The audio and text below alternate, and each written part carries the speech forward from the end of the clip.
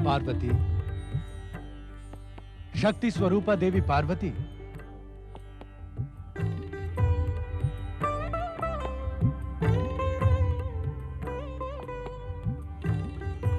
आज तुम्हारी इस मौन गंभीरता का क्या कुछ विशेष कारण है?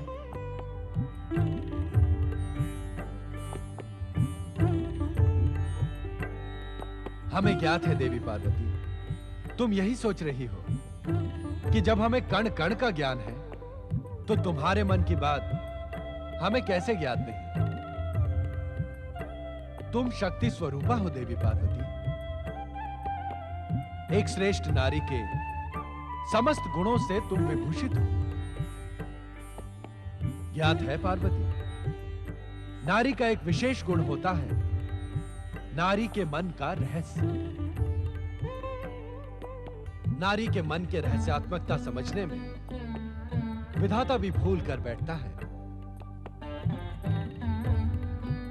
इस कारण तुम ऐसा मान लो देवी पार्वती कि आज हम भूल कर बैठे हैं।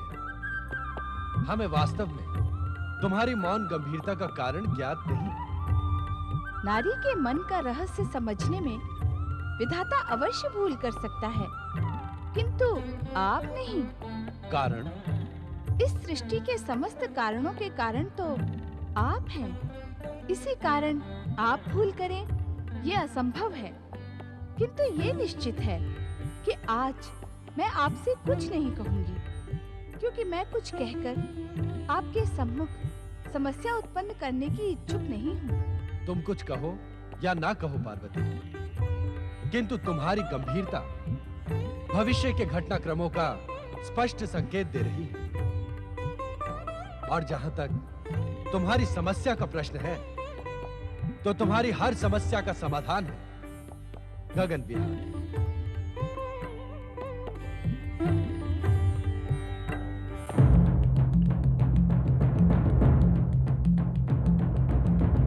ऐसा हमने कई बार अनुभव किया है कि गगन विहार करते समय तुम्हारा मन आनंदित हो जाता है।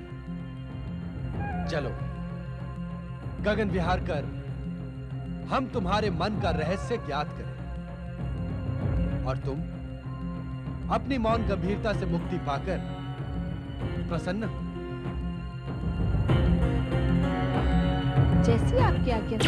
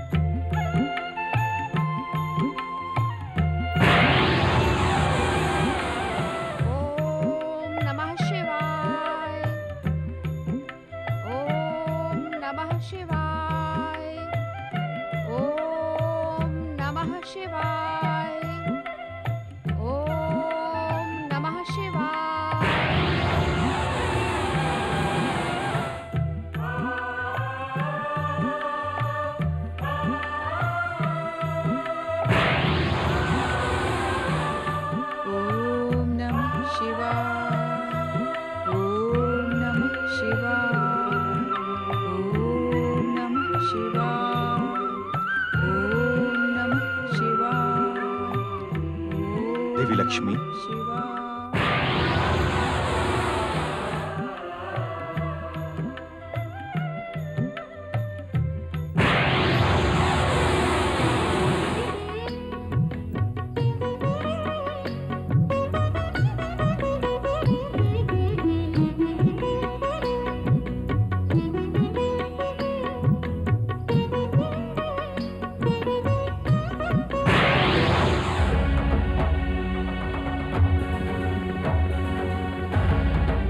पार्वती,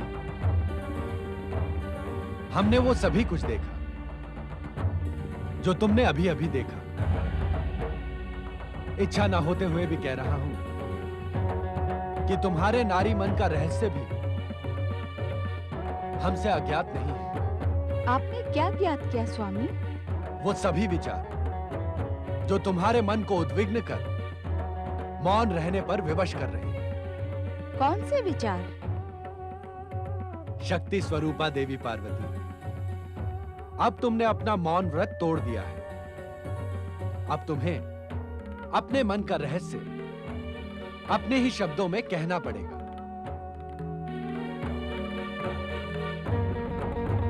कहो, क्या इच्छा है तुम्हारी? स्वामी, कब तक मुझे कैलाश के हिम पाषाणों के बीच तपस्विनी की भांति रहना होगा? क्या मेरे जीवन में आनंद का कोई मूल्य नहीं?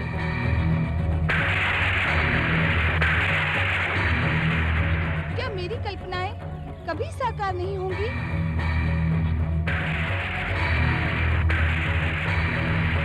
क्या मेरी आकांक्षाएं प्रारंभ से ही उद्देश्य विहीन हैं?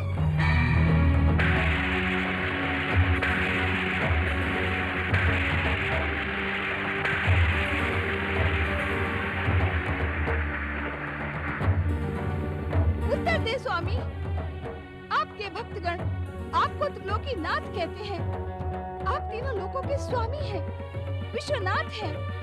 किंतु आप एक तपस्वी की भांति जीवन जीकर मुझे भी ऐश्वर्य और सुख भोग से वंचित रखने के इच्छुक हैं।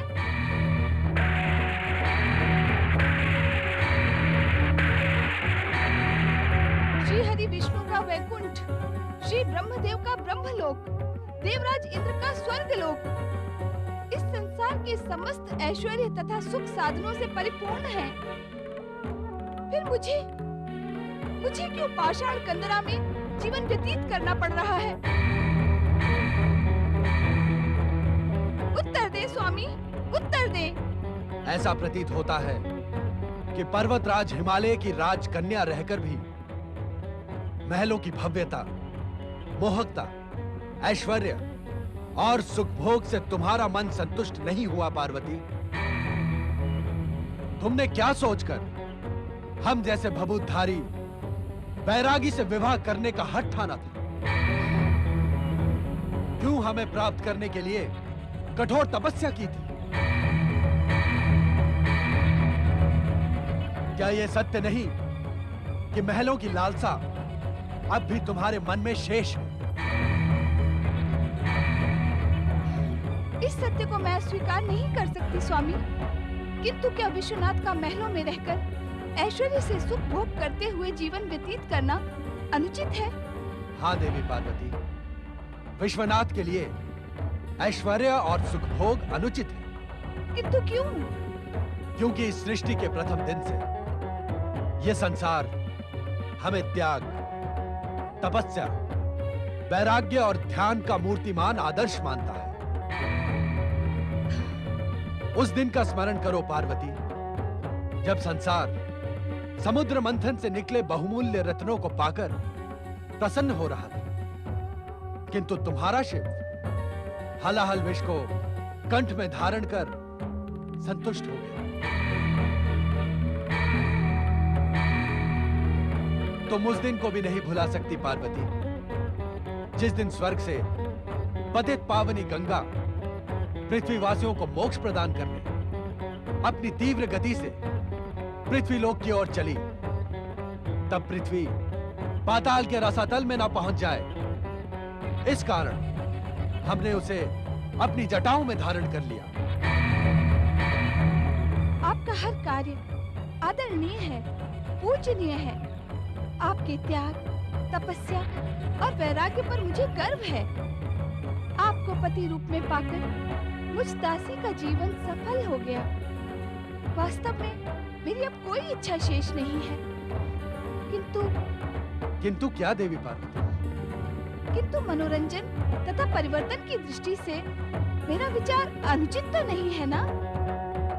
प्रश्न यदि परिवर्तन तथा मनोरंजन का ही है तो हमें कोई आपत्ति नहीं, किंतु तुम्हारा विचार ईर्ष्यावश उत्पन्न हुआ है। ईर्ष्यावश? हाँ पार्वती, वैकुंठ लोक, ब्रह्मलोक और स्वर्गलोक को देखकर ही तुम्हारे मन में महलों में रहने का विचार जन्मा है।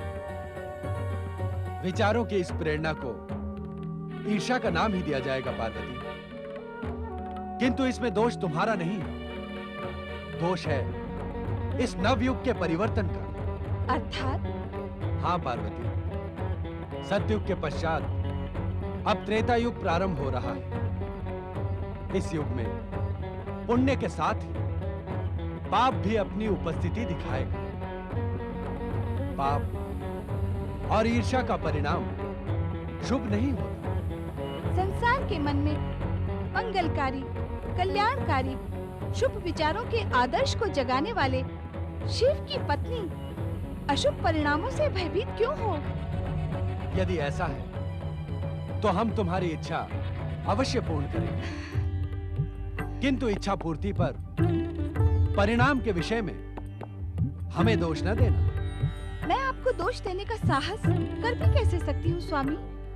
किंतु क्या ये सत्य है कि आप मेरी इच्छा पूर्ण करेंगे? अवश्य। कहो, क्या इच्छा है तुम्हारी? मेरी इच्छा है कि किसी एकांत द्वीप पर हमारी भव्य स्वर्ण नगरी हो। उस स्वर्ण महल के बीचों बीच हमारे अति भव्य स्वर्ण प्रासाद में आप त्याग, तपस्या और वैराग्य को छोड़कर एक कल्पनाशील प्रेमी की भांति मेरे साथ जीवन व्यतीत करें। उस प्रेममय रसपूर्ण वातावरण में रहकर इस संसार की समस्त चिंताएं हम भूल जाएं। तुम जिस कल्पना लोक में खो गई हो, हम उसे अभी प्रकट किए देते हैं।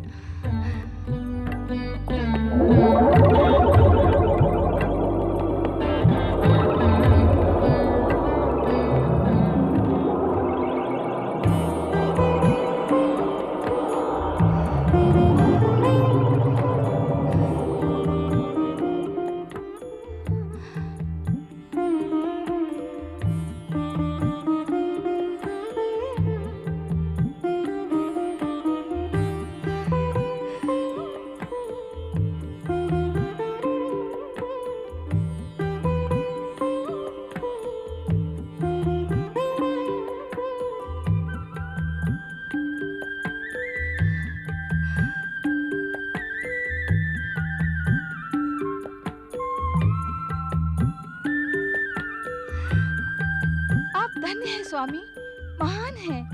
आपका ये निर्माण मेरी कल्पना का साकार स्वरूप है। आपने मेरी इच्छा पूर्ण कर मुझे धन्य कर दिया स्वामी। चलें, वहां चलकर निवास करें। देवी पार्वती, जिस प्रकार शक्ति के बिना शिव शव है, उसी प्रकार शिवगणों के बिना शिव अपूर्ण है। उन्हें यहाँ बुला लेना ही उचित होगा। जैसी आपकी इच्छा स्वामी।